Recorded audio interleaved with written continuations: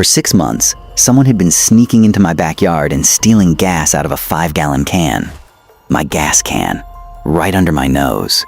I didn't know who. I didn't know why. All I knew was that my lawnmower kept running dry and something felt wrong. So I did what any patient, slightly vengeful homeowner would do. I set a trap, and when my thief finally took the bait, what he swallowed wasn't gasoline. It was something a lot less flammable and a lot more humiliating. If you've ever had that gut feeling that someone was quietly taking advantage of you, stealing your time, your trust, your property, and you finally caught them red-handed, this story is for you. Stick around, because this is one of the most satisfyingly disgusting revenge stories you'll hear all week. Like this video, subscribe if you're new, and let's get into it. Let me paint the picture. I lived in a quiet suburban neighborhood, the kind of place with trimmed hedges, waving neighbors, and a general unspoken rule that you don't mess with other people's stuff. I had a small lawn, nothing fancy, just enough grass to justify owning a push mower. And like most people with a mower, I kept a 5-gallon gas can out back to keep it running through the season. Here's the thing about a gas can that size. It's supposed to last. My mower's tank held maybe a quart. So realistically, one fill of that 5-gallon can should have lasted me the better part of a summer, mowing every week or two. But it didn't. Every single time I dragged that can out to top off the mower, it felt lighter than it should. Not empty, exactly, but low. Suspiciously low. The kind of low that makes you stand there in your driveway, can in hand, doing math in your head that doesn't add up. I told myself I was imagining it. Maybe I'd misjudged how much I'd used. Maybe the can leaked. I wanted an innocent explanation because the alternative, that someone was walking onto my property and taking what was mine, felt almost too petty, too brazen to believe. But the feeling didn't go away.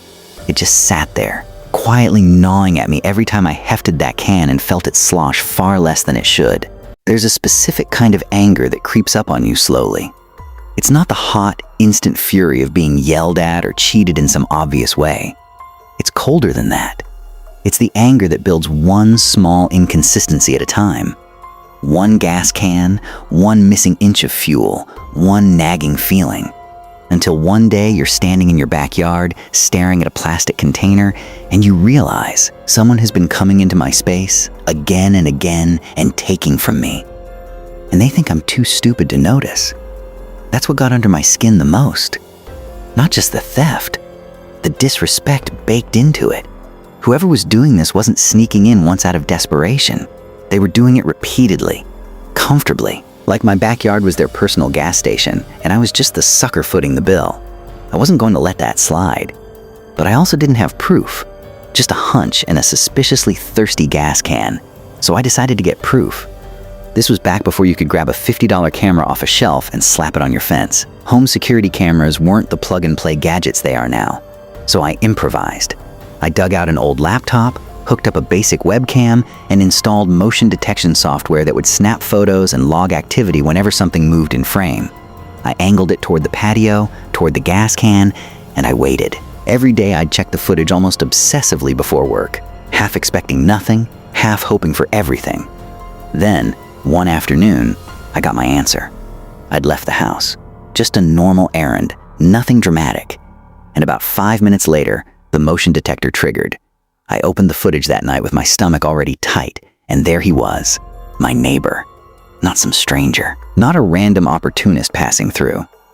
A man who lived a few houses down, who waved at me over the fence, who probably said good morning to my face the same week he was casually helping himself to my property. I watched him walk into my backyard like he owned it. No hesitation, no looking over his shoulder, just the easy, practiced confidence of someone who had done this so many times it had become routine. He picked up the can, carried it off camera toward his own place, and, based on the math of what I found later, filled up his car and his own mower before strolling the can right back onto my patio like nothing had happened. I sat there staring at the screen, feeling that slow burn turn into something sharper. It wasn't just theft anymore. It was betrayal wrapped in a neighborly smile. Every wave, every, "Hey, how's it going?" suddenly felt like a performance covering up something rotten. And the worst part? He wasn't scared of getting caught. He didn't need to be. In his mind, I was just an easy mark. too clueless, too trusting, too nice to ever notice a few missing gallons of gas here and there. He was wrong. That night, I didn't sleep much. I kept replaying the footage in my head. The casual way he walked in, the casual way he walked out, like my backyard was a self-serve pump. And somewhere between anger and disbelief, a plan started to take shape. Not a plan to confront him. Confrontation would just get me a denial, maybe an apology dripping with fake sincerity, and nothing would actually change. No. I wanted something better. I wanted him to punish himself. I wanted a consequence so fitting, so poetic, that he'd never be able to explain it to anyone, least of all himself. The plan. Here's where it gets good. For the next week, every single time I needed to relieve myself, I didn't use the bathroom. I used the gas can. Let that sink in. Day after day, I quietly, methodically filled that 5-gallon can with something that was decidedly not gasoline, but that, crucially, still carried enough of that sharp, chemical tang to fool a casual sniff test from someone who wasn't exactly paying close attention. This wasn't about hygiene or decency at that point. This was surgical. This was a trap being baked, one contribution at a time. By the end of the week, the can was full. Full of a liquid that looked the part, smelled just enough like the part, and was about to become the least effective fuel my neighbor would ever pour into an engine. I set it back out on the patio, exactly where it always sat. Same spot, same casual visibility. Nothing suspicious. Then I added the final piece of bait. I made a show of it. I popped the hood of my car in the driveway and pretended to check fluids, moving with the deliberate, visible motions of someone getting ready for a long drive. I carried bags out to the car, not stuffed to bursting, just enough to sell the story. And when I saw my neighbor out front, I made sure to mention, casually, like it was nothing, that I was heading out of town for a while. I watched something flicker behind his eyes. Interest, maybe even a little excitement. To him, this wasn't just small talk. This was an announcement. The gas station is unsupervised. Stock up. I drove off with my chest tight, my hands steady on the wheel, and a smile I couldn't quite suppress. I didn't get far. My car, conveniently, hilariously, started acting up about an hour into my trip. Nothing serious, but enough to justify turning around and heading home early, which, of course, was exactly the plan all along. As I turned onto my street, I slowed the car almost without meaning to, because there, in his front yard, was a sight I will remember for the rest of my life. The payoff. My neighbor was hunched over his lawnmower, one foot braced against the deck, both hands white-knuckled around the starter rope, yanking it with everything he had. His face was doing something between a grimace and a full cardiac event. Flushed a deep, furious red, veins standing out on his neck, sweat already soaking through his shirt in the afternoon heat. He'd pull, the engine would sputter and cough and refuse, and he'd curse loud enough that I could hear it from the street with my windows up. He had no idea what he'd actually put in that tank.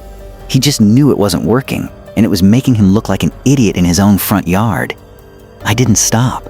I didn't roll down the window and gloat. I just drove past slowly, savoring every furious pull of that rope, every red-faced curse, and parked in my own driveway like I hadn't seen a thing. But the story wasn't over yet.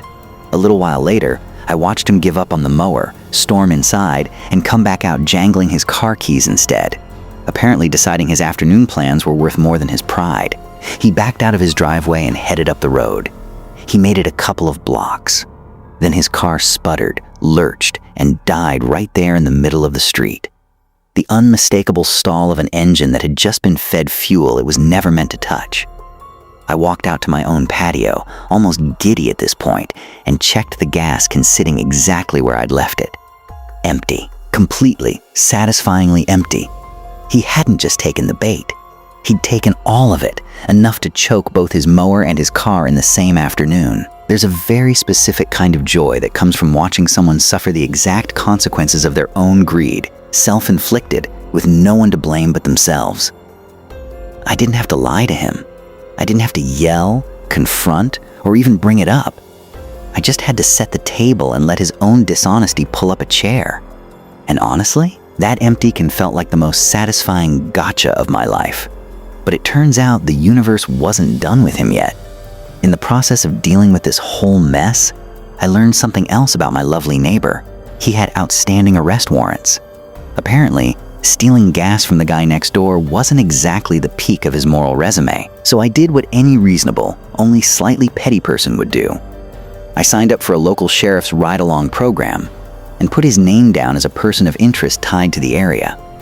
Between his warrants and his newfound habit of being somewhere he really shouldn't be, it didn't take long before the situation resolved itself in handcuffs rather than another trip to my backyard. Looking back, I don't feel bad about any of it. He made a choice, over and over again, to walk onto someone else's property and take what wasn't his. And he never once considered that the person he was stealing from might be paying closer attention than he thought. Karma didn't need my help, exactly. It just needed a gas can, a little patience, and someone willing to let the consequences right themselves. If this story had you cringing and cheering at the same time, smash that like button and drop a comment. What's the pettiest, most satisfying revenge you've ever pulled off or witnessed? I read every single one. And if you want more stories like this, hit subscribe, because trust me, this is far from the last time karma's going to get creative.